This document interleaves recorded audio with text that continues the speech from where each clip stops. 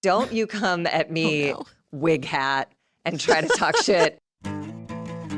It's time to take a therapeutic dose, a prescription-strength reality TV podcast that explores the intersection of reality TV and therapy. Possible side effects may include entertainment, strong emotional reactions, and/or laughter. Here are your hosts, Ramona Ramirez and Margie McGee. Hello, everybody, and welcome to A Therapeutic Dose, where we meet at the intersection of reality TV and therapy. I am Margie McGee, and with me, as always, is my dear friend and co-host. Hello, I'm Ramona Ramirez. And Margie, I had to hold myself back from a little giggle right now when you were doing the intro because you're just so fucking cute. I just love you so much and you're so cute.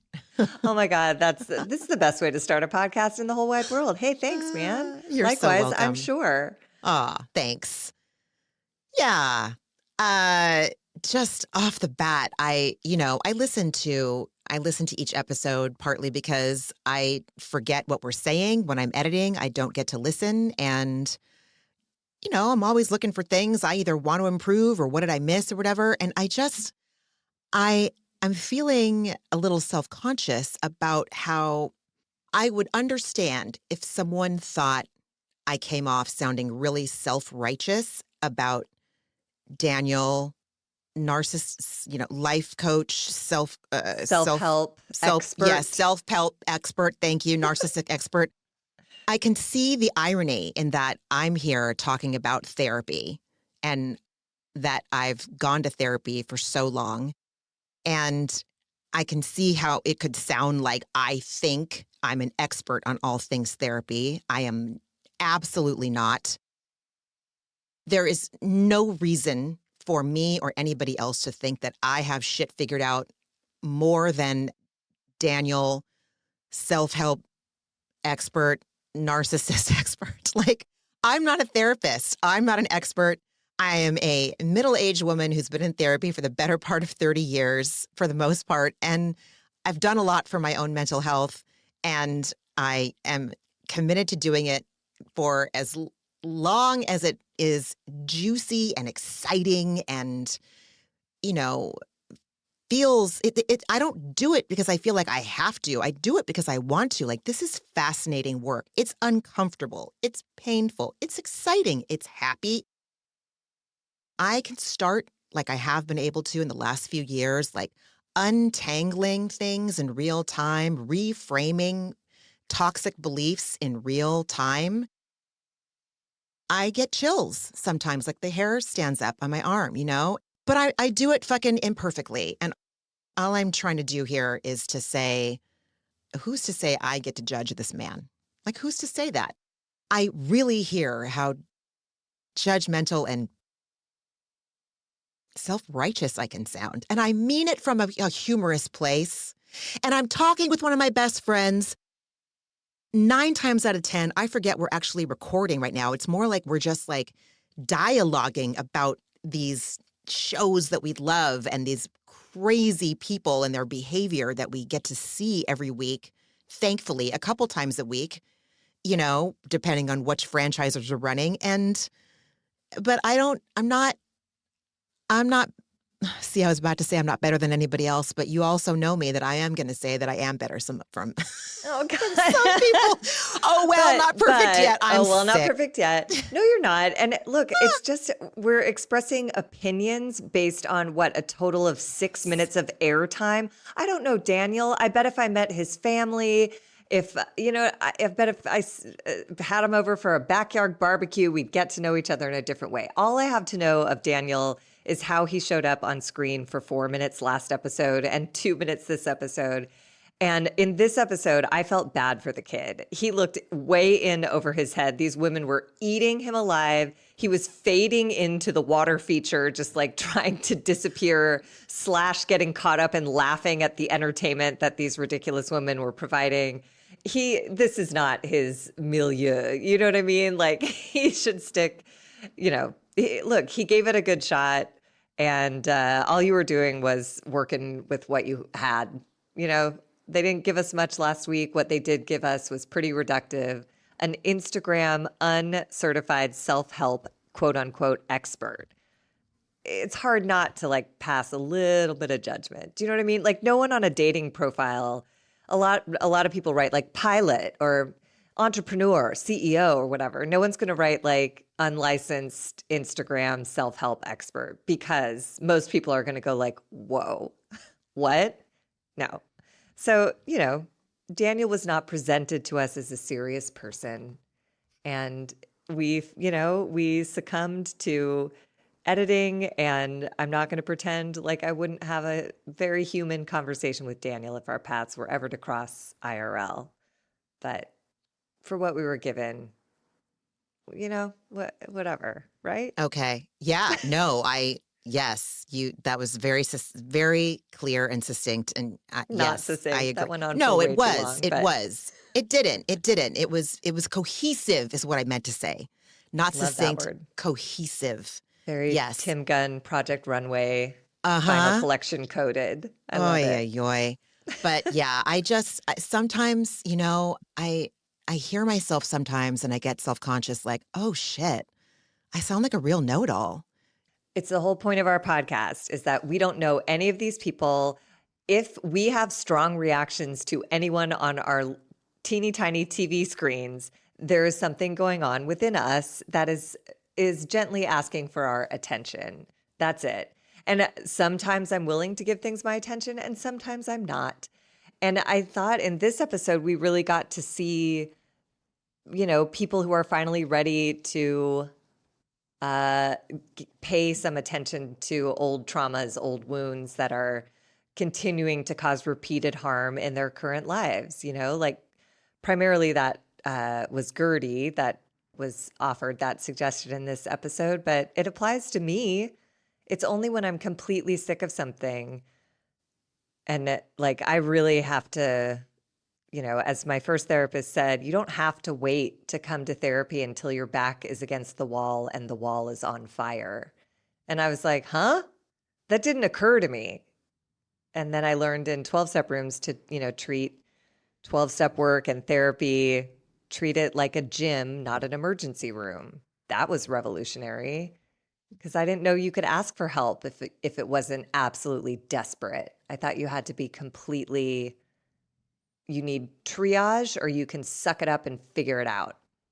That's all I understood. So, anyways. I've had lately I've been experiencing bouts of feeling demoralized by some of the patterns that I have. I don't need to get into the specifics of it, but what I'll say is that I still tell myself things. I still feel like I am 100% positive that this is what's happening. This is how I'm being hurt by this person and yada, yada. When in actuality, I'm not. And going from like zero to utterly just, this person doesn't love me. They don't respect me. I guess I have to never talk to them again. Like all of this stuff. I can make all these decisions in about 5 seconds. And I go from like the person that I feel like I am right this second, who is a whole, sane, centered, level-headed person, to someone I don't recognize because I'm terrified that I'm being hurt by someone that I love. And I found myself like the only word I can think of is demoralized. It has nothing to do with the person I have the story about. Does that make sense? Am I making sense? 100%. Okay, good. So I never thought of, well, first of all, I don't know if I've ever been able to name what this feeling is. It's feeling, I am self-demoralizing and I don't like it. So I have a feeling, oh, that's good. That's great. That is fucking great information to have. I don't like this feeling. And what is my part in how I got there? I still believe things that aren't true. I interpret things to mean something that in reality they do not. Wow. Okay. Are you done demoralizing yourself about this, Ramona? Are you fucking finished? And If so only it were that simple, well, though. It's no. like the And whole process of like, what I that's what mean is, therapy is. Yeah. right. But when I say that, I mean that like I haven't done ketamine in the office in probably 6 weeks. So I know why I'm extra like sensitive to things right now. My right mind isn't fully in the driver's seat. Like my coping skill Ramona is kind of like nudging level-headed Ramona out of the driver's seat. They're jockeying for who's going to take the wheel, you know? Why it's exciting to me that I can name that it's like, oh, I feel demoralized, is that now I know what to do. I know where to start. It's not as simple as like, okay, well, I know now and blah, blah, blah. It's like, okay, I have somewhere to go, you know? Like I really got a taste of how shitty I can feel if I let that part of my brain take over, and I don't want to. So I have something to work on next week, and I'm excited. I'm excited. I'm fucking thrilled. There was a time when I would not have been able to say to anybody, I'm thrilled that I realized why I felt demoralized over this situation. Hopefully it is a rock bottom of sorts, but rock bottom felt like too vague for me to say in this moment, like demoralized. Well, and like they Yeah. say, the bottom gets higher. Like the more time we Yes. put into therapy or recovery modalities of any kind, the less you have to bounce along the jagged ass bottom. You could be like, ooh, I'm heading to a place where I don't like myself. So let me start trying to do some intervention techniques before I have to absolutely get road rash from being dragged Yeah. on asphalt, Yeah. across the bottom. So, And it struck me during this episode, I just have so many feelings about Stephanie and about Stephanie's dad. And I caught myself having like a blip across my brain of like, wow, look at what Stephanie grew up with. No wonder. Okay, I got 98% contempt for this woman, but 2% like compassion. And I looked at Alberto and I was all, oh, this man he's dangerous. I do not trust him. This is a man that I do not want to, nope, nope, not my person, not someone I want to know. And then for a second, I'm like, I wonder what his upbringing was like having these nuggets. I didn't like it. I didn't like having my self-righteousness be questioned. I didn't like having my snap judgments be interrupted with thoughts that weren't black and white. It really bothered me. Over the Real Housewives of Miami, these things happened. Bravo. Bravo. Anyway. I mean, shall we start into Yes. our little breakdown of this episode? Let's get into it. This is The Real Housewives of Miami, Season 7, Episode 6. And the episode's titled Major Red Flags, a.k.a. You Spot It, You Got It, a.k.a. Projection Much? That's not. The titles that they wrote is called Major Red Flags. That was my editorial spin. No, no shit, Sherlock. No, I think it was implied if in the first 10 frames of the episode, it's like, right, this narcissist party is for a bunch of narcissists. It's not. I mean, if any episode of any franchise in the history of Bravo gave us content for the podcast that you and I do, it was this one. It was for the ages. Wow. So, yeah, the Sprinter van has arrived at Villa Toscana for the goddess party. And I can't decide if this venue is charming or like Vegas style tacky. And I think it looks like a Great Wolf Lodge. I'm just like, there's too many waters, too many colored lights. At night, I was like, ugh, it looks like Casa Bonita from totally South from Park. South Park. Yeah, and Larsa wants to get married there. So, okay, have fun. It's like Villa Rosa meets Casa Bonita because there's like swans and like the property's nice, but it's like too much. If you look too close though, like you're like, what is that furry stuff the red and white swirls going up the lampposts. And yeah, It's weird. It's weird. I don't know what happened. Yeah, I don't agreed. know whose vision that was, but it got away from him. First of all, everyone meets Daniel, the Instagram self-help expert, and Adriana, who's just become comic relief. That's literally all she is. Last episode, this episode, she has like 4 lines, and each of them, this one, she's ogling Daniel, objectifying him. I can't remember what she said, but there were like 2 terrible puns. Like, I can't wait to go down under. Like, I'm having Australian tonight. I was like, what are you doing? Dude. Just chomping on a cigar with like a mustache, like Groucho Marx chiming in. She can It do was so better. weird. Come on, Adriana. Have some, like, I don't know. It's fun. It's like, it's not even part of a storyline for her. I It's know, just I like, know. okay, girl, whatever.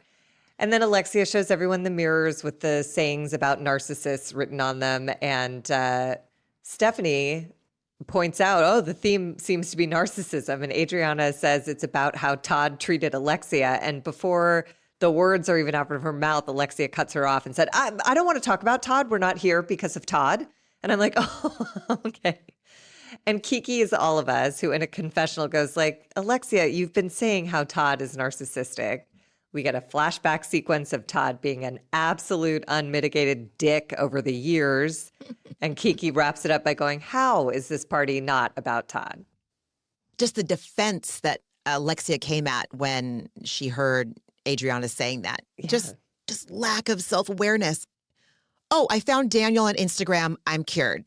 I can see her like taking screenshots of the memes he posts and the little quotes and just being like, okay, I did it. Yay. I'm done. It's not Todd. It's not about Todd.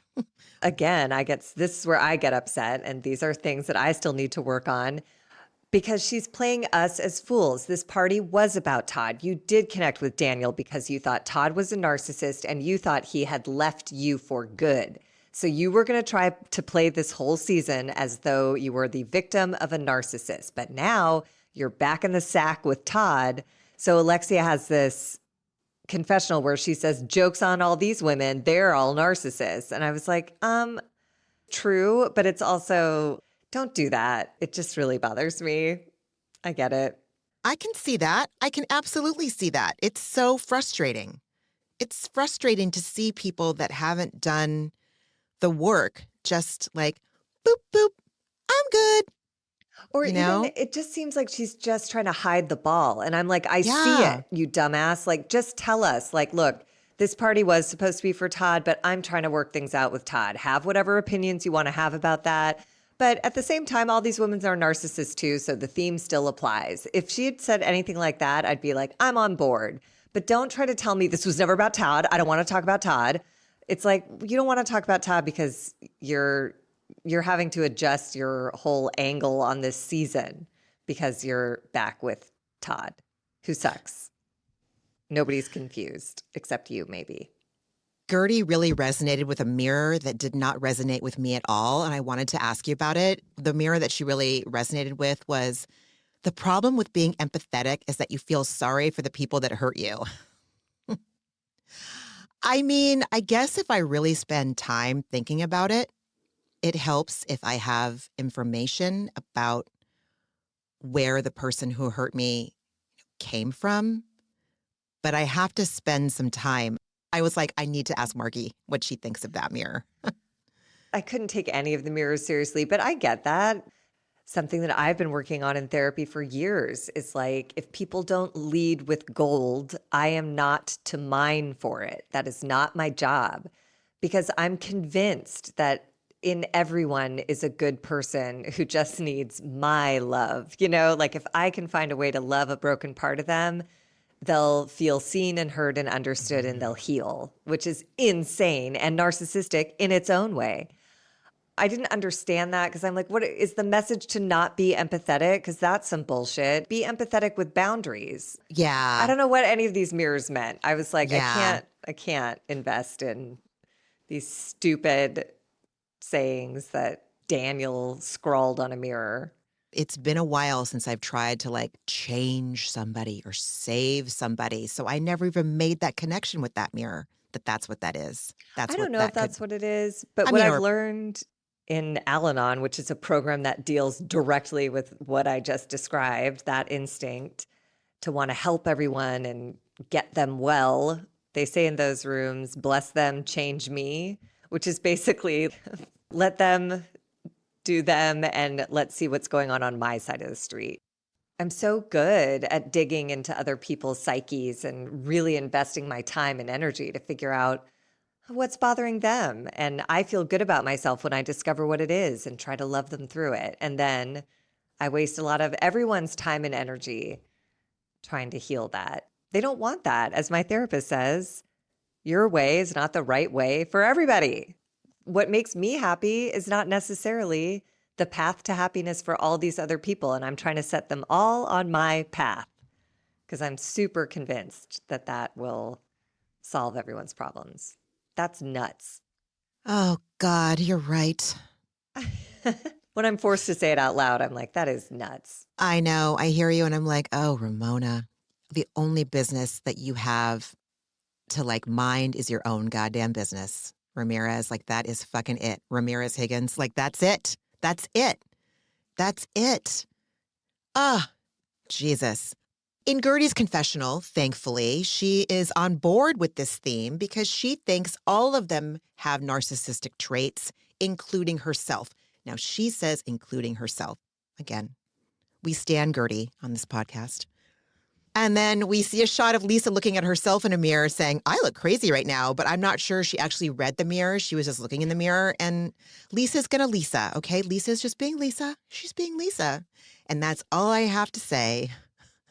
Listen, nobody's confused. I don't even think Lisa's confused. I don't think she was fighting the fact that she's a narcissist. I think she just got her feelings hurt because it became the point of a very long game, a game that started in daylight, went through the darkness, and ended in a thunderstorm. So I kind of don't blame her on the literally within days of her father's passing. Like it's a lot.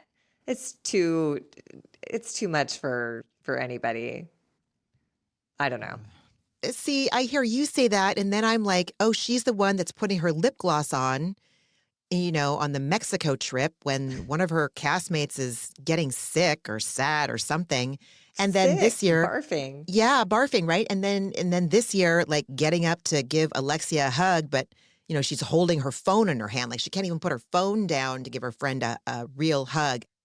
Who cares? I'm just But saying both. She I is both know. an unforgivable narcissist and a woman in brand new grief who's being piled on. Poor Daniel trying to make it not the point of the game to point fingers and be like, you're the worst. But that was the point of the game for these women. And Lisa was on the receiving end of the label the worst for every single category. Like after a while, any human being would come undone. Maybe. I don't know. She's ridiculous. She's ridiculous. I've never seen anything like it. Yeah.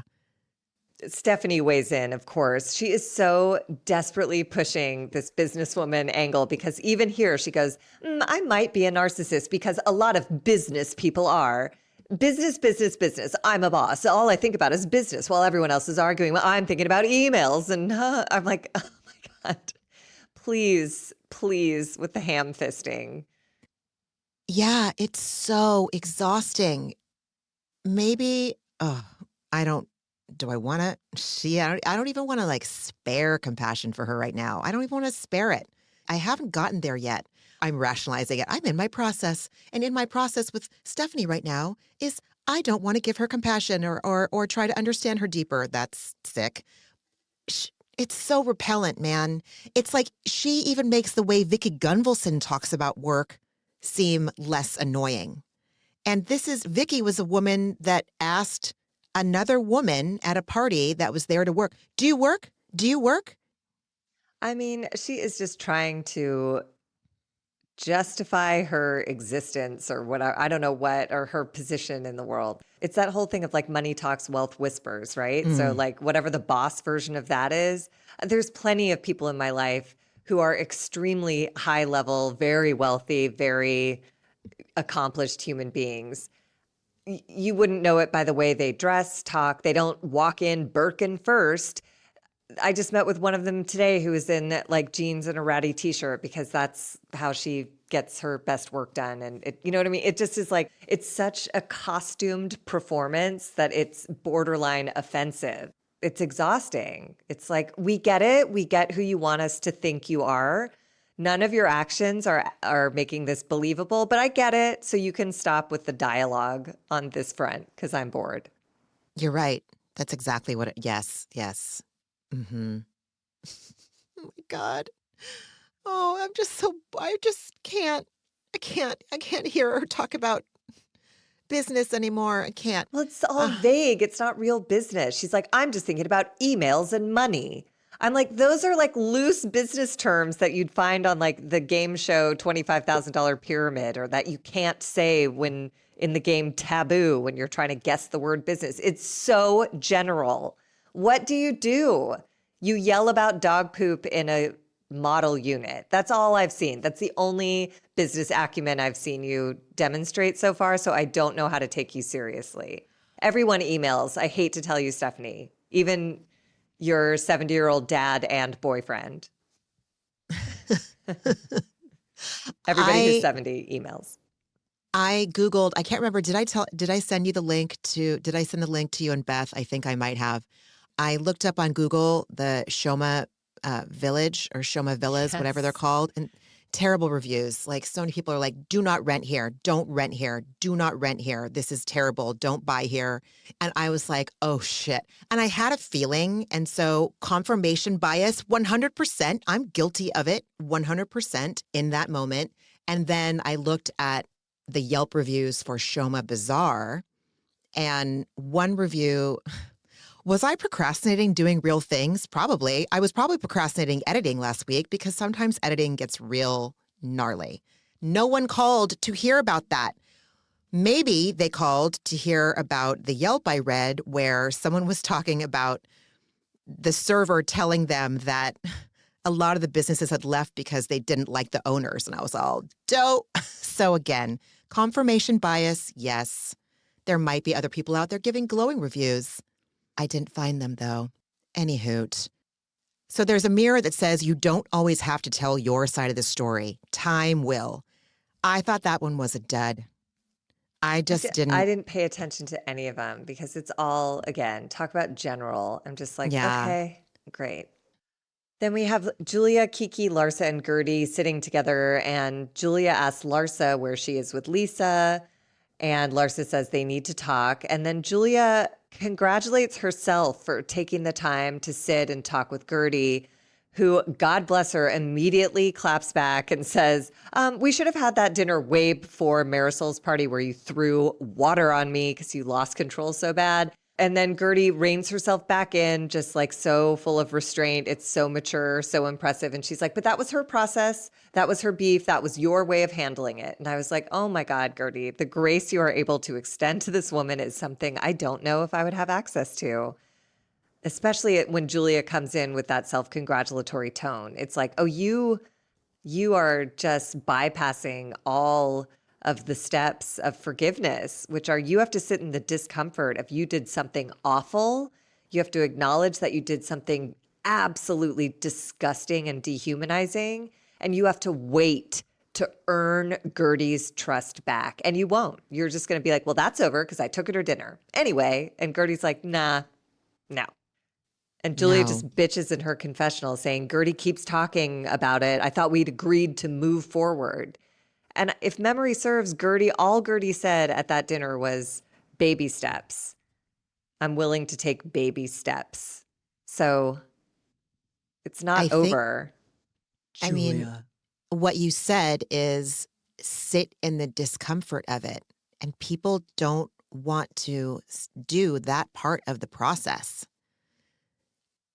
Sitting in the discomfort of hurting someone that you care about or even that you don't care about, just sitting with the reality of your behavior and the effects of your behavior on another person is not for the fucking weak. I will tell you that.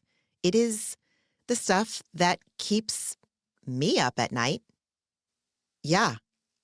Alberto, I welcome you to try to do that. I welcome you to try to sit in discomfort versus putting a knife in your mouth and then running. I don't know what the hell he was talking about. I have a real bone to pick with that man. But yes, I think that the discomfort of it is. Well, and so many people just want to say the words "I'm sorry" and then be like, "No, but it's over. I said I'm sorry." And it's like, Yeah. that's the beginning, buddy. Now you can't ever undo the damage you caused. So now you have to rebuild from zero. And that's the part Julia just has no patience for, which is insane to me. But, I agree. you know. I agree. So they start the Greek games. Alexia sits on the throne and everyone else has to sit on the couch. Hilarious. So Daniel, yeah, right? Daniel explains how the game's going to work, that they are going to be based on how others see them. And everyone's going to get a red flag. He's going to read a question and everyone's going to put their flag in the corresponding vase of who they think the question best applies to. All the vases are labeled with the names. And Marisol rightly correctly says this game is extra dirty and in itself is a red flag. I was like, God damn. We see games on every one of these franchises at least 1 to 5 times a season. And we all know that these games never end in anything. But obviously, it's how the fucking sausage is made. Like, this is why we tune in, is for this scene that's about to unfold. But holy shit. So he asks the first question, who here is constantly talking about themselves? Everyone puts their flag in Lisa's vase except for Alexia and Gertie. They put their flags into their own corresponding vases, which, clap, clap, clap. Yeah. They made an effort Mm-hmm. to take the sting off of it. But Lisa immediately says, like, this isn't a goddess party. It's a witch hunt. It's like, Dude. When the show came back from commercial break, the title card says, Alexia's Not About Todd Narcissism Party. Fuck yeah, that's hilarious. Yeah. Alexia, come on, wake up and smell the Cuban coffee. Love a Cuban coffee. We get our first little bickering moment between Larsa and Lisa, where Larsa tells Lisa, you only talk about your problems. Lisa says, well, I can't know about your problems if you don't share them. Larsa says, I call you and you never answer the phone, so you can't ever hear my problems. Somehow we get to Larsa saying, I am the receipt, followed by get a dress in your size. And Adriana goes, that's why they call her the larcenist. And I was like, what is happening? What are we doing? When those two get together and talk, I tried so hard. I tried real hard to be just pay attention, line by line, pay attention to what they were saying. And my brain it just refuses to take their conversation seriously. It's bickering so children. awful. They're not saying Yes. anything. They're just trying to win. Nobody's listening. Nobody's doing anything but trying to shut the other person up. And Oh, God. It's It's just so ridiculous. unproductive and awful. Oh, I hate it. I hate it. Oy. So the next question is, who's quick to take offense? The flags are pretty spread out, but Lisa wins. And Lisa, in a you spot it, you got it confessional, she says that that's about Larsa. And the next question is, who here has a lack of accountability? Adriana keeps picking Marisol for a lot of these, which cracked me up. A lot of people picked Lisa. Someone picked Larsa. I couldn't keep up at this point. Lisa gets all the flags for all of them, you know? She does. And Yeah. then Daniel is starting to get overwhelmed. Lisa goes to put a flag in Larsa's face, and then Lisa gets up, and Marisol's like, I wonder where that flag's going. And of course, it goes in Larsa's face. And so Daniel's like, the point of this exercise is to learn and grow. It's not about attacking each other. And it's like, Daniel, honey, you're out of your depth, my dear. Like, bless you, but no. Yeah, he had no idea what he was up against. The producers knew, though. They were like, oh, sure, Daniel. Here, come be a day player. Yeah, He did. it'll I be thought great. he did great for what he was handed. Because my favorite, there was one shot where the camera turned to him and he was just laughing. Because it's absurd. I can't imagine what it's like to be there in person and watch these women go like, get a dress that fits. She's the larcenator. It's like, what is Yeah. this? This is bonkers. Then Julia, she did something that I absolutely hate, abhor. I was repulsed. I hate this kind of manipulation. It's packaged in a voice that sounds sweet in low volume. and a cocked head to one side while asking it, as to really convey that they're really serious about what they're going to ask you about. And she asks this question of him, which we all know is about Gertie. How do you get over a terrible hurt? And I just can't stand her. She's not safe. She's not a safe person emotionally. So he asks who she's talking about, and she says it's Gertie, and that Gertie only partially apologized. And Gertie says, "Excuse me, you assaulted me." Yeah, it's foul. That's out of bounds. It's Out of dirty. bounds. It's the bounds she set. She's the one who set the parameter at dinner not to talk about their discussion with anyone else. And here she is airing it out in front of all the women and Daniel and the cameras. And I appreciated Gertie for saying, like, well, that's incomplete. I will have to forgive her for a physical assault first. And then she says there's too much context missing to give her a proper answer to that question. And that's when Daniel looks like he's on the verge of a panic attack. And he's like, I think that's correct. And Gertie gives us her version of Paige DeSorbo's, my favorite Paige DeSorbo moment of "I don't hate you, but I see you." And in Gertie's confessional, she goes, "I see who you are, stupid mean." And she's right. Julia is being stupid mean. So the next question is, who here is the one that does playing the victim the most? And again, Lisa wins. Lisa wins.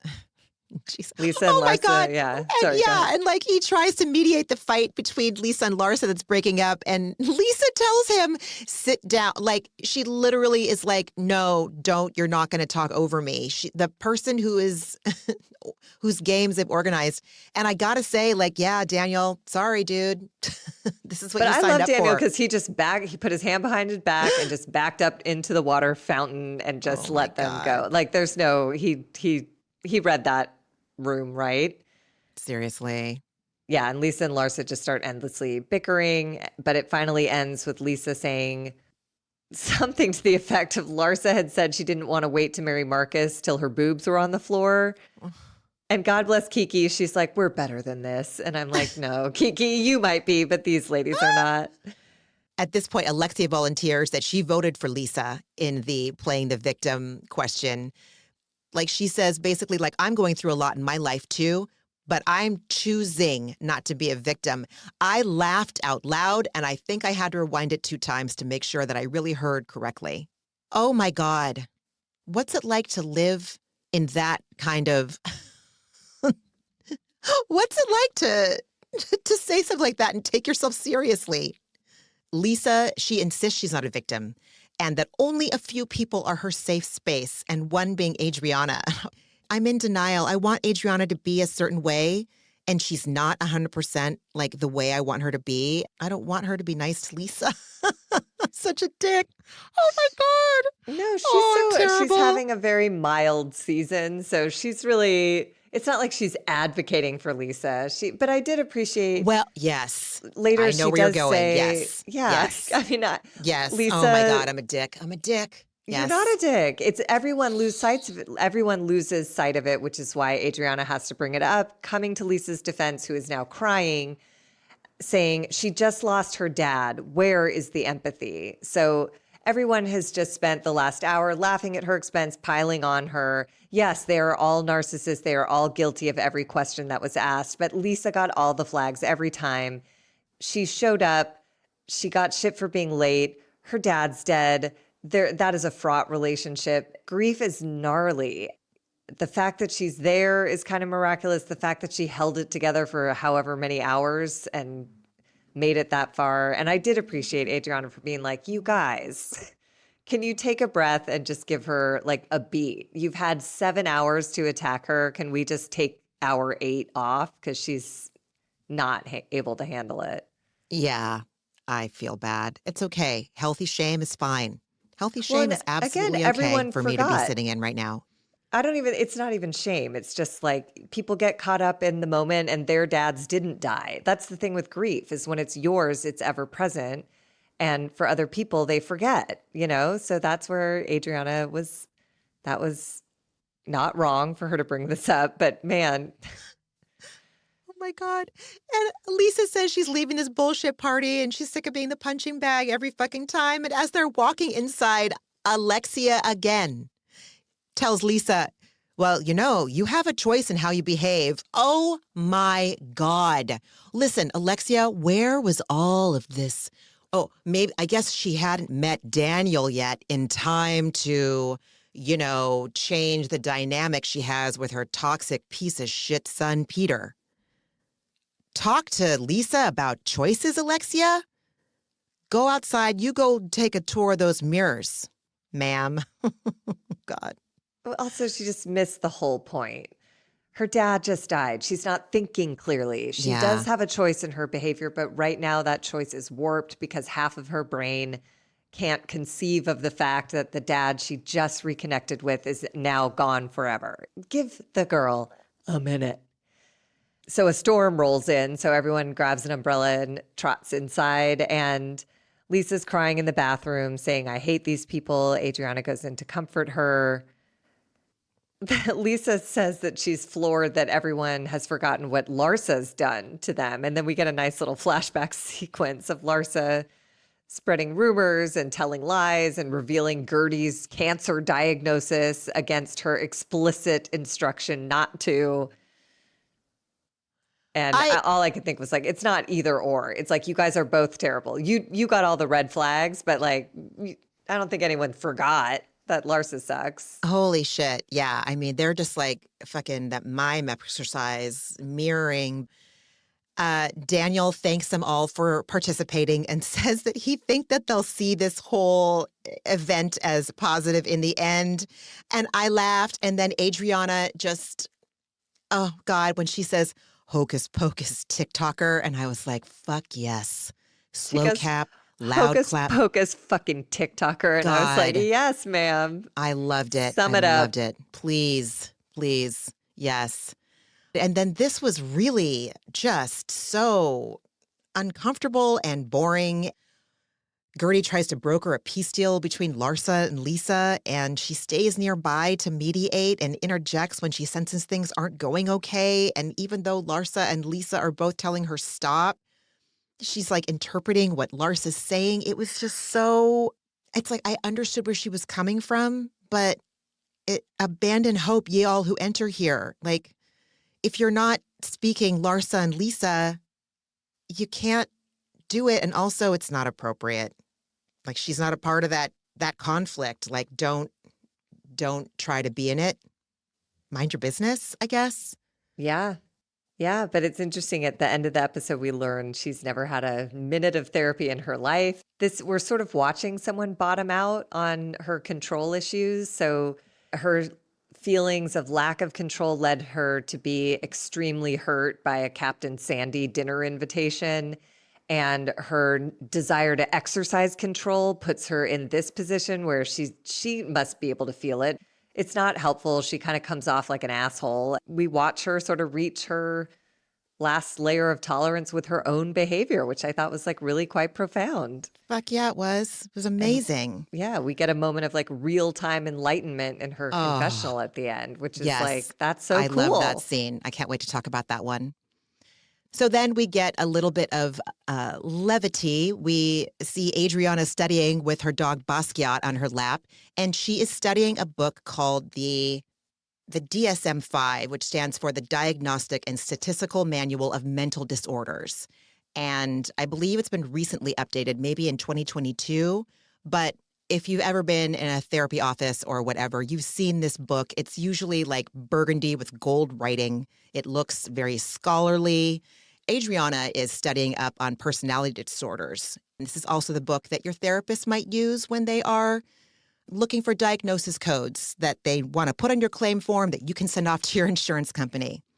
A couple things about this scene. Even though it was short, it was chock full, for me at least, in an all roads lead to Bravo kind of way. So a lot of people have been talking about, like, why isn't Adriana a full-time housewife? It is because she is a student at Harvard working on her third degree, and this one is in psychology, okay? She's got a lot going on. She can't be a full-time housewife. The other thing is that in an all roads lead to Bravo moment, why did I Google her? I think I Googled Adriana because I had heard that she was at Harvard, and I just wanted to make sure before I shared about that. So while I'm finding out that, yes, she is in Harvard, she goes to Harvard, I saw an article or like an advertisement about her speaking on a panel at Soho House in Miami with a doctor that does ketamine-assisted psychotherapy. This is Adriana's doctor that I can't remember if we met her or one of the nurses when Adriana did ketamine in last season. This doctor's name is Dr. Michelle Weiner. And I Googled her because that's just what I fucking do. And she was trained, Adriana's ketamine-assisted psychotherapist doctor was trained at the same place where my ketamine-assisted psychotherapist was trained. And the man that basically was the pioneer for ketamine-assisted psychotherapy, who was my ketamine therapist, like his office is where I did my first ketamine experiences. So I fucking have, I don't know how many degrees with Adriana, but like if I ever meet her in person, I cannot wait to have a conversation with her about it if she's willing to. I was like fucking flipping out, man. I love that. I love that it's a newish field. So I Yeah. love that the person who is central to that treatment is still really connected to the doctors who are administering it across the country. Like, I love that. I think that's really awesome. Mm-hmm. You know, I poked around to see if anyone had heard of her, and they had, and they said that she's a very nice person, Adriana's ketamine-assisted psychotherapist. It was just, fucking love it. I love it when my favorite shit is intertwined. Yeah. It was exciting for me to learn that. So anyway. You're one degree of ketamine away from Adriana. I know. I mean, you guys might meet each other in your trip at some point. The Housewives has shown up in yours before. Every fucking time they show up. Kyle. Sometimes for good, Meredith sometimes Marks. for evil. Yes. Or Oh, no, God. sorry. It was Lisa Barlow. Lisa Barlow. Pardon me. Yeah, Barlow. Barlow and Kyle. Listen, Bravo is a teaching tool. 100. They are there as they're like, little avatars for problem areas in our lives. They bring to light things that need light shown on them, Mm-hmm. And we have a very somber, my God, it was hard for me to breathe during this scene. My brain went to those places that it goes to when children are in peril or have been in peril. This is the adoption representative coming to Julia's house. Yes, this is Connie, the social worker, who's making a visit to Julia's house. Yeah. And we find out the adoption is not official yet. So this interview is coming with some pretty intense strings attached to secure Jackson and Luca in Julia and Martina's household. Yeah, but I didn't care for Connie much either. I had to wonder, it was odd to come onto a show like this. I don't know. I don't know enough about it all to make a judgment. That seems very intimate and private, and to have it unfold in front of us, I felt uncomfortable. I just wasn't a fan of the question. Connie shares, I'm a single mom who adopted boys. Where's the male influence coming from? Yeah. And I was like, can I tell you that the male influence in my life did all of the damage you see before you today? Are we sure that that's a necessary component? And Julia's kind of left scrambling, saying like, I FaceTime my younger brother 3 times a week. It's like, don't make people do that. It just felt like a trashy, irrelevant, outdated question. And I really frowned on Connie. There are good people and there are bad people, and they have different genitalia. And I would hope the idea would be to keep the children in the care of good people, whatever they're rocking in their genes. It just really bummed me out. My sister's doing a really lovely job making sure that her boys have male influences in their life. They need role models and people to trust and talk to in a way they simply can't talk to their teeny tiny lady mom as they become teenagers and stuff. And so it's not that doesn't deserve like headspace and time and thought and energy, but to ask that question as a Like, are these boys better off in foster care or are they better off in your home? Because if there's not a male influence more than 3 days a week, I don't know if they're going to be better off here. It's like, I bet they might be. It really bummed me out, obviously. When Julia tells Connie the story about the boys freezing when friends come to the house, you know, probably because they were so scared that those people were there to like take them away. My heart, like, just saying it out loud. I want to just vaporize into a pile of fucking dust. Oh, I hate it. I ache. I ache for children. I ache for children. And I should be happy that they are hopefully in loving care. It's just like Julia is, we see how she is on the show. Like we see the public side. Like what's she like in private? I hope she's fucking nice in private, man. I really do. I really do. I will say she's kind of disastrous in adult relationships, but she does seem to shine in caring for goats and children. That's a So very my good point, hope Margie. is that that is where her sweet spot is. And I don't like Julia at all, but she said something here that I thought was quite profound, and it is what I would want to hear from any parent taking me in. She said of the boys, it will take time and patience and love for the boys to gain trust in their parents and in their circumstances. So if she's aware that there's no reason to rush this, that she didn't shame them for freezing, she tried to understand why they entered that PTSD. Like she's not good in friendships or adult relationships, but I do wonder if she has like a special sensitivity to animals and kids. I don't know. Or maybe I'm just really trying to shape a place where these boys can be safe and cared for because they've been through too much already. No, I think you're absolutely right, especially given, you know, what happened to her son Maximilian when he was 5 fucking months old. Yeah, And I bet that absolutely. stunted her because it doesn't sound like she's been 100%. to therapy. So I wonder if all she wants to do now is take care of fragile things because one of them got away from her and something terrible happened. So God.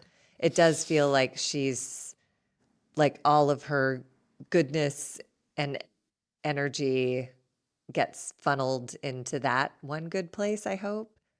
I don't know. I don't Hope. know. I don't know I what goes on know. behind closed doors. I don't but either. I just know that my heart broke about 5 times during that scene. Yeah. Yeah. I was And surprised they then showed the pictures of the boys. That seemed like a big they're swing. They're adorable, but they it sure are does make they them are public adorable. if they're kids who are struggling with being recognized, That's tough. God, was there were they all in People magazine, the 4 of them together? I'm not sure. Oh, Yeah, I didn't know that. yeah, Okay. So it's it's a hard already launch. It's been hard okay. launched. All Yeah, right. All right. Never mind. I So, take it back. no, it's okay. Then we move on to a scene that takes my heart that was battered and broken from that scene that we just left, and it just gets mended together with tape of rage. Tape of rage. We are at dinner with Stephanie Massoud, her mother Nellie, and her father Alberto. Stephanie, in her confessional, says that she worries about her parents. She says that she had a fucking Ring camera installed in their house without their knowledge so she can keep an eye on them. What in the holy hell? I can't imagine in a million years. I don't even think that my brain understood that that was a thing that one could consider doing. It's what the stalking. fuck? It is illegal, Stephanie. It's stalking and harassment. Like that, it's creepy. That really bothered me. And I don't think it's cute. And your husband is the same age as your parents. So why are you so worried about catching them on camera slipping and falling? And yet you're having your husband do TikTok dances by the pool. Oh my God, I didn't His think about it like unsteady that. ass is going to fall in and drown. And yet you have justified setting up surveillance of your parents. Ew. It's I didn't really even think about intrusive. that like that. It's so intrusive. Wouldn't you be horrified? Mortified. Like if someone who knows technology better than you, even if it's your son with good intentions, is like, "Oh yeah, I've been watching you." It's like, no, it's a not violation. okay. It's violating. Yeah. It's disgusting. It's weird and rude and way off the mark. Masoud tells her parents that Stephanie is amazing in the office and she does a better job than he does. And it's like, we get it. She loves to work. She's better than you. Work, business, business, work, work. We got it. We got it. We got it. We got it. We got it. Yes, Masood is a very proud dad Yeah. of his wife. Oh, shit.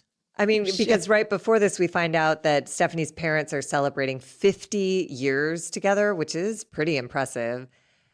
Stephanie said it only took her dad a couple meetings to get over the age difference because Masood is only 2 years younger than her own father. That just gave me the nauseous shivers. That is really hard to manage. Can you imagine if Leo brought home someone your age and was like, this is the person I choose to sleep with and build a life with? Okay? I'd That have to. would take me more than 2 meetings to figure that shit out. But I think that family loves money more than anything. I think meeting 2 is when daddy found out how much Masood is worth, signed on Interesting. for all of his cash, and forsook his other daughters, and off the 4 of them go. So, ick. It's like, I don't want to have opinions about the kind of age gap that Stephanie and Masoud have. When you said that, how would I feel? My gut instinct is to say, well, I'd have to, like, is she a good person? I don't know. I don't want to, like, put my shit and my opinions on it. In this instance, it just doesn't feel. It's tricky. Look, and love is love, and the heart wants what the heart wants, and whatever. And I don't mean to say I would stand in the way of anyone's love relationships, but there was a show on MTV called Siesta Key, and one of these like super early 20s cast members got engaged to a man who was the same age or a couple years younger than her father. He was in his mid to late 40s. She was in her early 20s. And the father was not comfortable. He said to this man, you know what happens in those 20 years. You're taking those away from her. You've had your 20s and your 30s and half of your 40s. And what you're doing with her feels predatory because you're going to take a kid and marry her and take away her opportunity to have her 20s and her 30s and the experiences that go with that. And you're going to saddle her with a middle-aged man. Both of them were like, yeah, we want that. And I believe they're still together and have a baby. But I appreciated the father saying, like, you know what you're doing, right? You remember your 20s and your 30s when you built your career and decided what kind of relationships you liked and figured out that you wanted to marry someone like my daughter? You're taking that from her. You're sure that's who you want to be in her life? And he was like, yes, I do. This is why I love reality TV. That show was ridiculous, but that moment was so powerful. Of like 2 men the same age going like, we're both looking at a girl.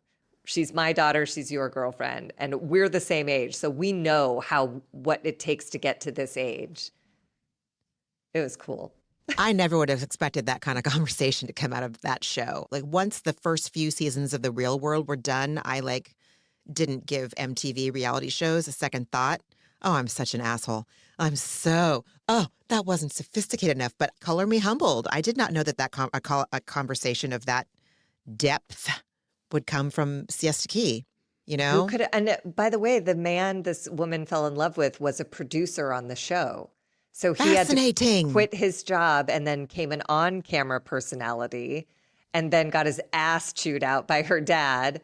It was really interesting. Not only is he a middle-aged man, he's like a middle-aged man in Hollywood TV production. And this dad was like, no thanks. But it appears to be working out. So that's the thing. There's no rules. This is just weird. She's with 2 dads. Both of those guys her husband and her dad are the same age. It's weird. It's weird. I've dated older men, but they've all been at least 15 years younger than my dad. Yeah, same. Oh, God, this really bothered me. Stephanie says a lot of what she does as a businesswoman comes from her dad and that she was raised like a boy. No, you weren't, because I'll tell you one thing. The way I'm raising my boy, he's already more of a nuanced, empathetic thinker than you are. I can't, I'm just so grossed out. Well, and her examples of being raised like a boy included learning to ride a bike and not quitting. So I'm like, Oh, and the rest of us girls were raised to never try bike riding and to give up on everything immediately. What are you even talking about?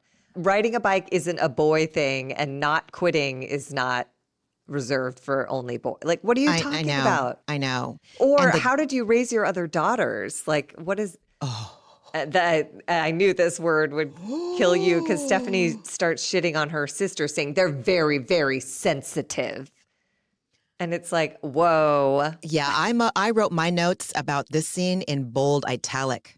I was Furious. my chest is already tight. So yeah, at some point Stephanie says shit like her dad told her weak people never survive, and I'm like, what the fuck? What does he mean? What is his what does he consider weak? What is his definition of a weak person? And what kind of fucking shit is that to tell your children? Jesus Christ. Her dad interjects and says, it's a saying of mine, always have a knife in your mouth and let's move forward. What? What kind of predecessor to the manosphere bullshit is that? Are you kidding me? And then she starts in on her sisters. And I have not met her sisters, but I will tell you right now, I am on their side. I'm already team Stephanie's sisters and fuck her parents. Her mom seems kind of like a hostage. Oh, but her mom broke my heart. Yeah. That was true. But like heartbreak. The way these people, the way this mother, father, and sister talk about these twins, Stephanie has this look of just thinly veiled contempt, smugness, judgment. I'm not sensitive. My sisters, they are very sensitive. A lot. And I'm like, holy shit.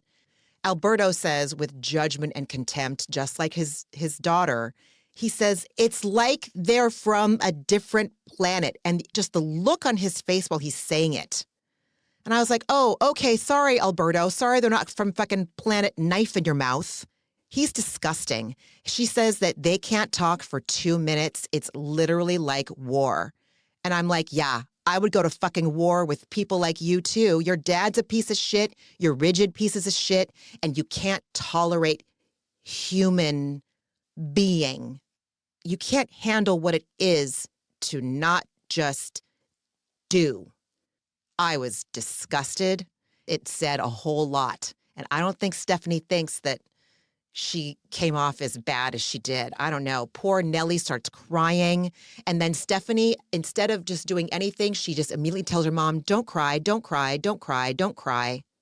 Holy shit. Yeah, that was sad. Because I don't think the mom is part of it. I think the mom is collateral damage. Because the second they started talking about her other 2 daughters that she's estranged from, she started to break down. Those are her babies. Even when I'm fighting with my family members, I'm not open to hearing anyone talk shit about my family. You know what I mean? I'm not here for it. Like I do. My sister and I are extremely close, which means we also like fight with some regularity. And my dad's girlfriend tried to talk shit about my sister, and I was like, oh, absolutely not. And I wrote her off in the moment, and I've never come back around. I just was like, that's it. Like, you have chosen the wrong audience, and how fucking dare you? And at the time, she was wearing a baseball hat that had a wig attached that she thought was cool. That's right. And I was like, don't you come at me, wig hat, and try to talk shit about my only sibling. Like, take a literal hike immediately. So, oh my God, I wasn't expecting that. Me neither. Or does it sound strangely familiar to me? I swear. Maybe. I'm sure I told you because it was so surreal. Sure you did. I just looked. We were walking up a hill, and I just turned to look at her. She said something lightly shitty about my sister, and I could tell she was trying to start a conversation. I was like, absolutely not. And I just said, I'm like, you have chosen the wrong audience. I am not open to this conversation. And I don't think I ever talked to her really again. I hate her. Too bad for her. You fucked up. We don't care. We're fine not talking to each other, both of us. I don't understand her. I don't understand what would motivate someone to spend money on a baseball hat with a maroon bob wig attached and call it fashion. You could always ask Kyle Cook. But he at least does it for comedy. She wasn't doing it for comedy? Oh, no, Ramona. I asked. She's like, no, this is the thing. And I was like, it is not a thing, except it's Spencer's Oh. gifts. And like, you're a ridiculous person. But Oh. anyways, I feel bad. Now I feel bad about talking. But look, we're not a match. We learned in that moment that we are not people who are meant to be close to one another in life. And we tolerate each other just fine when we have to cross paths. And it is rare that we do. So all is well. But that was a crazy moment. What was I talking about? Oh, Stephanie's mom. So she started crying because her own family members were talking shit about her beloved daughters, and that would be hard to take. Oh my God. In her confessional, Stephanie says that she wants to mend her relationship with her sisters because she truly misses them, and said that the day that they signed employment paperwork with Shoma is the day that they signed their relationship away. And she was crying what looked like legitimate tears. So I guess I should believe her, but But it I was so think I need to vague. see more. Right. Yeah. It's What do you mean employment papers? Yeah. Do you mean termination of employment, or do you mean when they start? Like, when they what are you started. talking about? Oh my God. Then we go back to the table and Alberto says, he tells Stephanie, we need you to have the intention of fixing this situation. No, Alberto, put that knife in your mouth that you talked about 2 fucking seconds ago, and you fucking do it. You put the knife in your mouth and go take care of fucking business. Piece of shit. Ugh. Fuck that dad. Fuck that dad. They don't want you. Sorry, Margie. No, but it's that whole thing of like, yes, they do. Like, that's the problem. It's Oh. like every daughter aches for her dad, and they got a bad dad, but it They doesn't. got a bad dad. If only it were as simple as saying, fuck that guy, he sucks. It's like, No, nah, I know, It's I it's a know. lifelong wound. This did not do anything to heal that wound. If I'm those sisters, of course I'm watching, and this makes it so much more painful. Absolutely. To hear my dad on national television say they're very sensitive in a dismissive, shitty, shame on them tone. They're from a different planet. Ouch. Like that was so painful. Yeah. I'm so sorry for those. I am. I'm so sorry for Daughters. those daughters too. That's terrible, terrible. Stephanie does say that she wants to fix it, but it's hard, and that one day there will be a complete family. And I was all, I Yeah, don't the know. mom was Don't- like, no. Yeah. Don't We're- count and on that, after Stephanie. after this, absolutely not. And Alberto wipes away a tear or acts like he's wiping away a tear. I don't fucking know. I didn't don't notice know. that.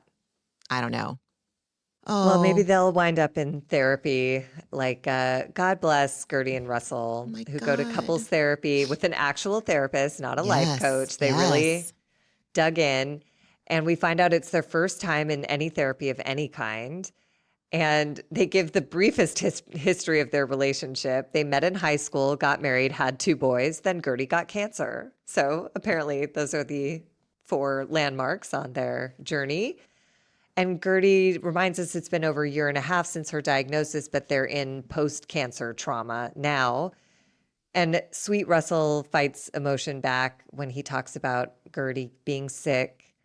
And this broke my heart. And it must be relatable, I imagine, for many cancer. I don't know a single cancer patient who's gone through chemo and was like, yeah, I was cool the whole time. I never wanted to give up. Gertie shares that at one point she wanted just to stop treatment and let go, and she was fine if she died. And Russell told her that he needed her, and that shifted her mindset to, and she's never looked back. She started fighting and she recovered. And Russell says that seeing someone's energy and life force drained from them was like devastating. Especially because Gertie is nothing but energy and life force. Like, that's what we love about her. That's what makes Gertie Gertie. And Russell is like the polar fucking opposite of his wife, but that's what he loves about her. Oh, I love their fucking relationship so much. I love it. I'm sorry. Go on. Please continue. Please. No, I love it too. And then this was my favorite exchange of the entire episode. Gertie basically wants Russell to let go of this first responder role and stop looking at her like a patient. And he looks at her with awe and just says, you keep saying I'm traumatized. I'm not traumatized. I'm amazed. I'm proud of you. That's my wife. And then I cried. And I had to, I'm crying right now. pause it. Yeah, because I was like, Russell, I can't imagine a more poetic way to say what you mean.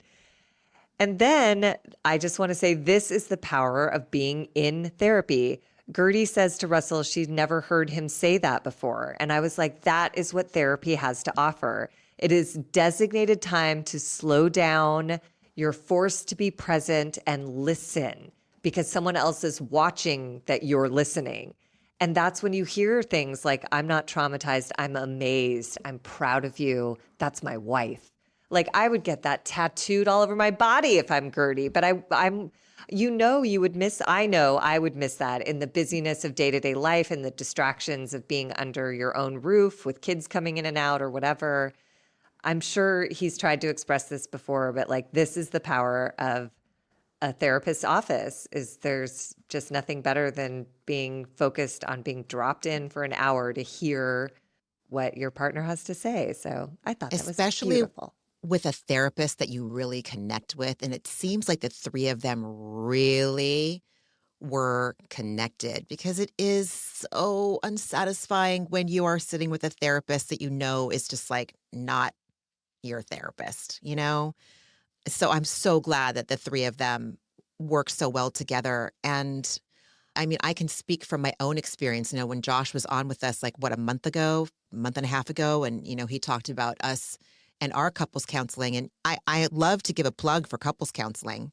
We take our car in to get a tune up, you know, you take it in for regular maintenance. Why wouldn't you do that with your partner? Personally, I don't want that. Like, I don't want a non-examined, I don't want that. Josh doesn't want that. We love getting underneath and then underneath again and then underneath and then underneath again. And I have heard similar things come out of my husband's mouth while in a therapeutic setting. And it blew my fucking mind. I will never forget it. It was as impactful as watching this. I love Russell. I love Josh. I feel like I don't know Russell, so I'm going to sound like such an idiot saying this out loud. Please, God, let us just have Russell. But like, I feel like Josh and Russell are cut from similar cloths. I really do. And again, I don't know Russell. So from what I've seen of Russell, that's what I'll say. But I think you can have a good read because we've seen enough therapy sessions on these shows, and Russell just has no pretense. He's not defended. He's not going in there to perform or present a case. He just answered her questions with no hesitation and no problem. Like that's just a guy who's there to tell the truth and get what he can out of a session. And I loved this therapist for suggesting that they both pursue individual therapy as well. And Russell lightly deflects all of this onto Gertie, God bless. But look, he's brand new in therapy. It's his first day in a therapist's office. But he does mention that she's triggered from a lot of past trauma and these unhealed traumas are causing her pain currently. And that's what I was kind of talking about at the beginning of the episode is like, it's only when life spins these things into your orbit in a way, like you can't get ahead of it. It has to cause you pain before you can address it and heal it. And it feels like Gertie has reached a breaking point with her abandonment and isolation issues. And she's ready to look into them. And I didn't know this part of her story, that her parents brought her and one of her brothers to the States. And then her parents went back to France to be with her 5 other siblings and just left her with some cousin in America. Gertie did not speak English. She was with total strangers and had no contact with her parents for 3 months as a kid. Of course she has abandonment issues. Like, my God. And this is when we get her confessional where she has her like real time enlightenment moment where she's like, in that situation, I had no control. And then she goes, oh my God, maybe that's the reason why I am the way right now. Oh my God. And I was like, oh, we just witnessed what therapy can do. You think about yourself and your situation from a new perspective and you gain a new vision of like who you are and how you came to be and what you want to keep working with and what you want to discard and adjust. It was fucking beautiful to watch that. It was so great to witness Gertie have that realization in real time. The relief and the hope and the, you know, like things clicking and making sense for her all simultaneously happening. I was so happy for her because you see it, I see it, like we can all see it even before she she shared that story. Like, we know that Gertie's a control freak. We know it. We all have our thing, but watching her have that, it's the best when you can fucking have those realizations in real time. Oh, it's so juicy. I love it. It was a reminder to me. I'm not a big, like, everything happens for a reason person, but it does feel like everything leads to something valuable to my next chapter. So there's no way Gertie has that moment that we witnessed without going through cancer, wanting to die in the middle of it, having a horrific friendship breakup where her abandonment issues come to light, because not to forgive anything Julia did, but Gertie is bothered with or without Julia. And it took that situation to bring that into such intense pain that she's like, I don't want to feel like this anymore. And that brought her into this moment. And that was she said she's a year and a half out of her diagnosis. So that was a really painful year and a half. But it led to that moment, which is just the beginning of, big new happy chapters opening up ahead. But it's just a reminder to me and to anyone else who's in a season of darkness or struggle or whatever, like that moment awaits, where it's like, oh, it had to, what do they say? Like, the universe never gets your attention by keeping you comfortable. Dude. So it's only when we're in extreme discomfort do we get the information that says, like, you're done with this chapter and it's time to find that new road. So, nobody, I don't like to change course. I hate it. Ew. Pivot. No, thank you. I know. I don't I know want to this get on road. one boring, I just want to go on one boring straight line where there's no surprises and everything's fine. But that's not life, and it's not, Nope. it's also boring. You don't get anything good on that path. You get meal replacement bars. You don't ever get Totally. to have like a great burrito or a bad sushi dinner. You avoid Right. the bad sushi dinner, but you never get the great burrito. And I'm Right. thinking of one very specific burrito in San Diego, of all places. Oh, It- no. It's a highlight of my life. Yeah, that's the home of the fucking best burritos in the world. And Fight me. salsa, real legitimately spicy ghost pepper Girl. salsa. Oh my God. Just earlier this week, my friend Gabi, because here I am, I'm living in the Bay Area.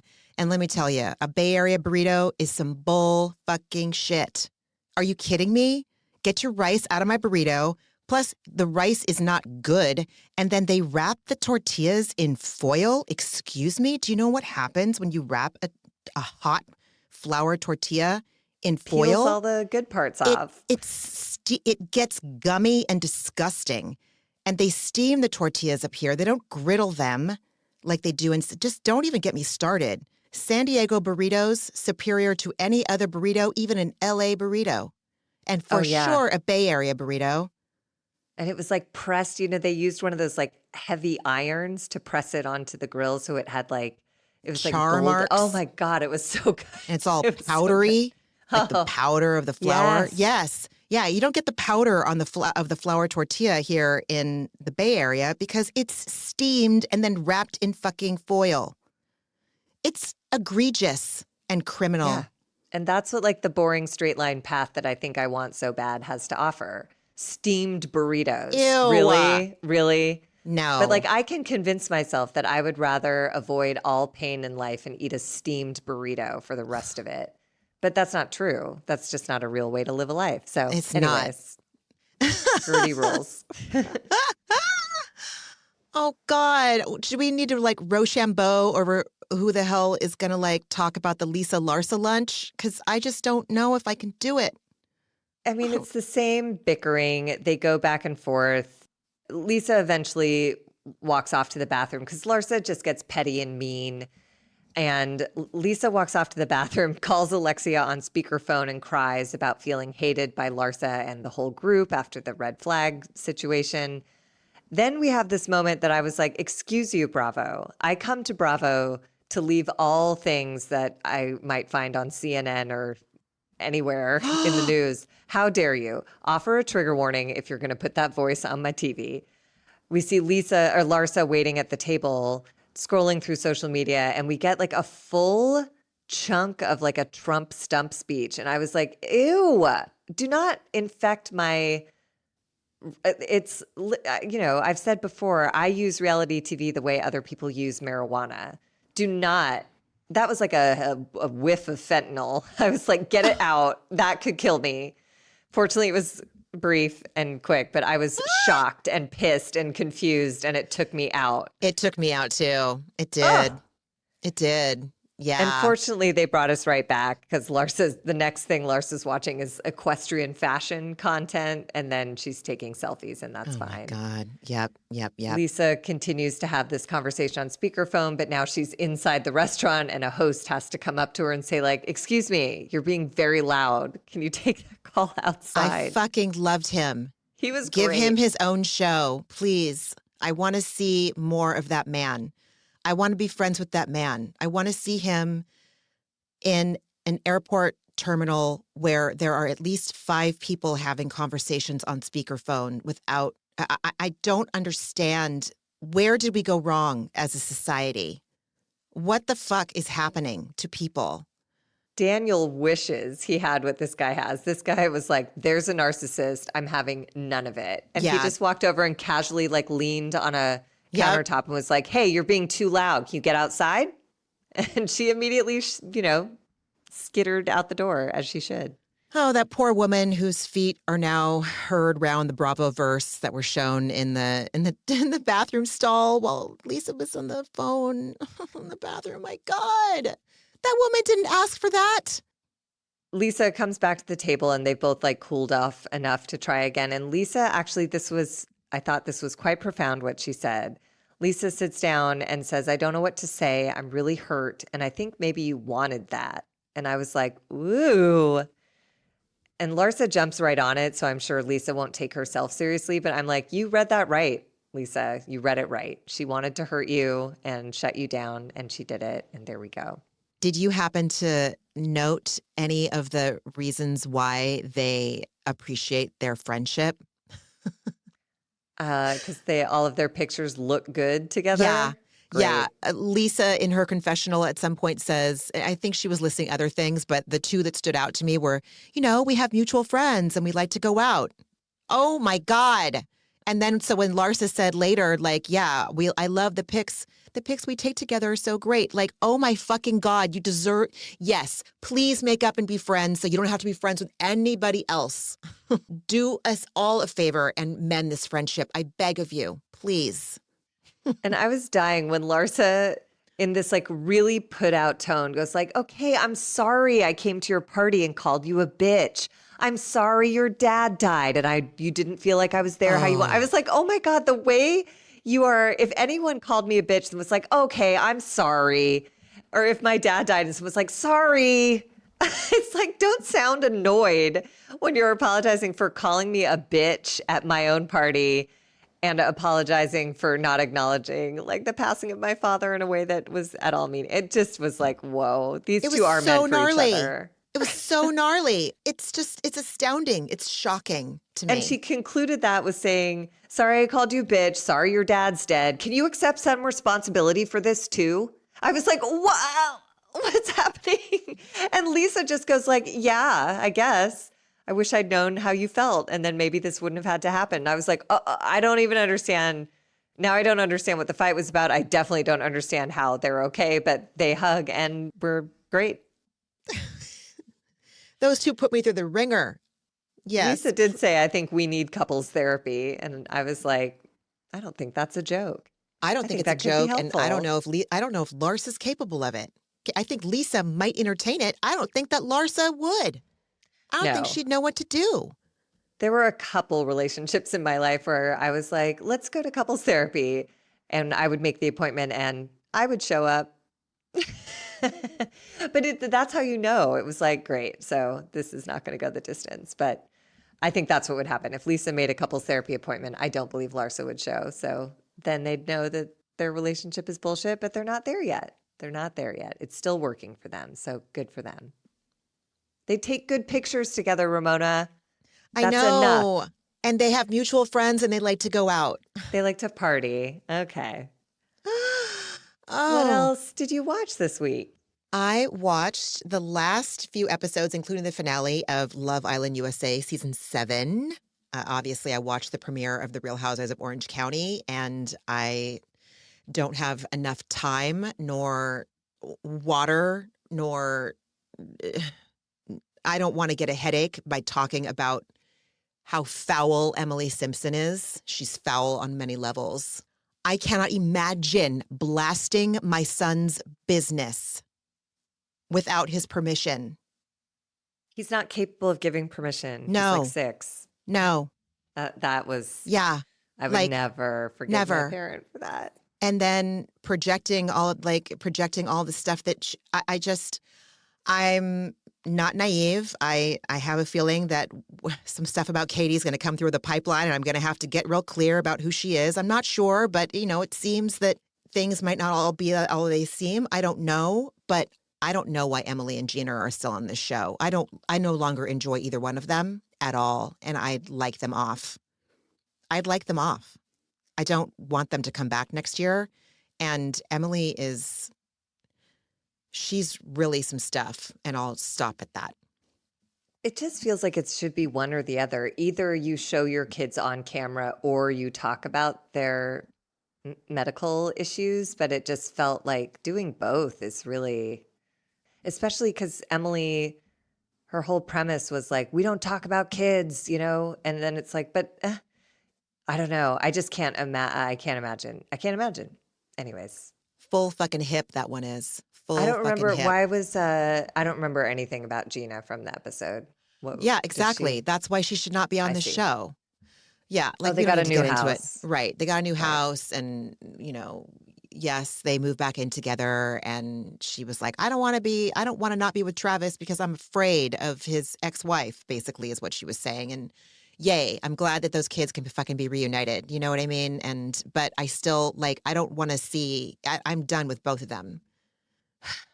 It already feels like it's dark and it's only one episode in. I might watch the episode tonight if I can stay up that late. Anyway. I'm really excited for Gretchen Rossi to be back, I'll be honest. Oh no. She's Why? such a terrible human being. I'm aware, which is what makes her an incredible housewife. Yeah. I'll okay. All right. She'll do something. I don't remember anything Gina did. At least Gretchen will do something. That's true. That's true. She'll do something. Remember how she says something with an N? Something. Mm-hmm. Something. Oh. Yeah, she can't filter her nose to oblivion like she can on Instagram while she's on camera, although we all know that they use filters when they shoot it. A little bit of a filter. Who cares? Margie, what did you watch? Obviously, Orange County. I watched Next Gen NYC. I'm on this bandwagon. It's great. I watched The Valley again.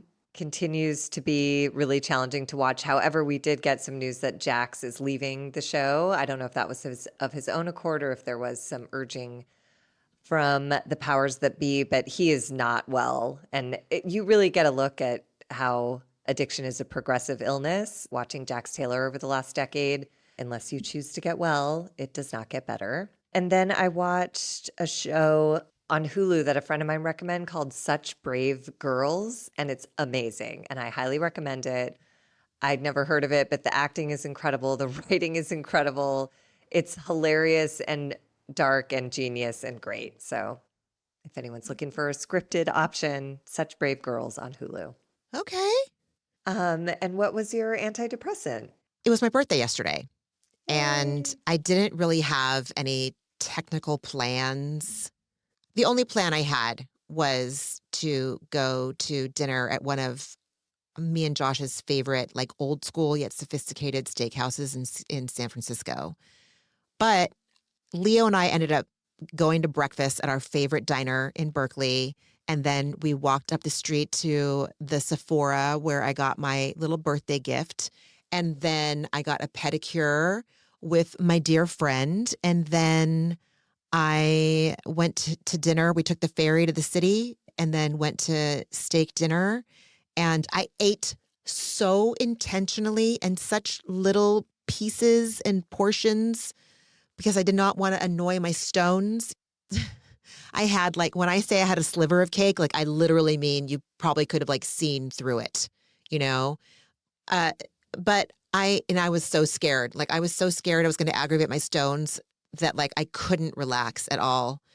And finally Josh was like, you need to take a Xanax. And so I did. And I was able to kind of right size everything. Because like every little gurgle I felt or whatever, I was like, oh, that's it. I'm going to the ER because I ate steak. So it was a lovely fucking birthday. I had a great time with my husband and my son. And it was lovely. Talk to people. Cake and Xanax. Like, Cake what and a Xanax. perfect Oh my God. Yeah. birthday treat. Yeah. So it was great. It was great. That's Yeah. How about you, awesome. friend? Yeah. You know, I think my antidepressant was I was walking Evelyn last night, and this super old man who lives in my neighborhood like stopped us and wanted to pet Evelyn, and she's great with old people. She loves them. I don't know if it's something about like, summer nights, like the sun is out a little longer. And he just started talking, and maybe, I don't know. It's sort of what I was saying about like in therapy, your job is just to like drop in and listen. And something happened, and I was like, I'm just going to stand here and like listen to this man. And he told me this whole story about how he was going to get his wife dinner. She's recovering from cancer treatments, and they have a dog that looks like Evelyn. And here's what he knows about flea treatments in the summer. And like he just was talking and talking, and like it was really sweet. Like it was just lovely. And I think I relate to that feeling of sometimes you just want someone to listen to you, and it sounds like whatever's going on in their household is pretty high stakes all the time. He's an old man and he has an old wife, and she's got a tricky diagnosis. And it was just nice to like talk to him about like he was just walking to a neighborhood restaurant to pick up dinner for the two of them, and it was just sweet. So it was small and sweet, but it just put me into the moment completely, where I was like, it is a gorgeous summer night. It's like 8:30 and the sun's still out. Like the weather, it's like, 76 and with like a light breeze. And like, I just could not be more comfortable standing here on this like lovely California summer evening, listening to this old man and Evelyn getting pets. And it was real cute. It was just nice. I know don't the know. LA summer night that you're talking about, and Yeah. I know exactly how magical it felt for you, and I'm really glad. I was Yeah. almost happy to have an excuse just to stand in it for a Sure. while. I was like, I'll stand here as long as you want to talk, sir. Like, it is Mm. gorgeous out and no reason to rush this. So it was Oh, lovely. I Yeah. love that. I love that. Yes. Everyone, we've reached the end of another episode of A Therapeutic Dose. Thank you so much for listening. We hope you enjoyed it. I haven't asked for this for a while, so if you could be so kind as to pass it along. If you are finding yourself on your podcast platform of choice and they have an opportunity for you to, or a space for you to drop a review, touch some stars, we'd love it. We'd appreciate that. Touch some stars. Touch some Yes. stars. Touch some stars, y'all. Touch some stars for Mhm. a therapeutic dose. Happy birthday to me. I would like that Yes. as a gift. I love that. Is it, or is it manipulative? Is it okay to No. ask? Xanax, cake, and touching some stars. That all feels in alignment with the Oh birthday my list. That seems great. God. Oh, yeah. Drink your water, man. Don't get no stones. Don't get kidney stones. Don't get gallstones. That's all I have to say. Yeah, everybody just take good care of yourselves, and we will talk next week. I love you, friend. So good to I chat love with you you. too. All right. Bye, Always. everybody. Bye. Ramona and Margie are obviously not doctors and do not provide medical advice. Their content is intended to be used for entertainment purposes only. It is not intended to be, should not be interpreted as, or used as a substitute for medical advice or a diagnosis of any health or fitness problem, condition, or disease, nor a recommendation for a specific test, doctor, care provider, procedure, treatment plan, product, or course of action. My mom isn't a doctor.